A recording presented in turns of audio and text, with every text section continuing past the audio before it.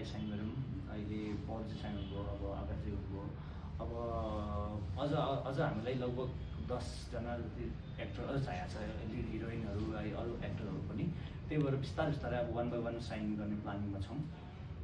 Repeat कोही हुनुहुन्छ होला, कोही हुनुहुन्न होला, तर त्यो चाहिँ मैले चाहेर होइन, मेरो स्क्रिप्टले चाहेर हो। स्क्रिप्टले को मागिरहेछ, कस्तो एक्टर मागिरहेछ, त्यो कुरालाई नै हामीले हेरेर रिपिट गर्ने या नगर्ने भन्दा पनि हामी कुन एक्टरलाई साइन गर्छौँ गर्ने हुने कुरा हो।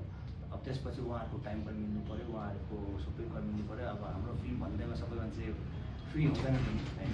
त्यही भएर होपफुल्ली हामीले चाहिँ जति मान्छेसँग काम गरेका छौँ, जस्तै जति टेक्निसियन हामीले काम गरेका छौँ सबै टेक्निसियन रिपिट भएको छ, कोही पनि छुटेको छैन।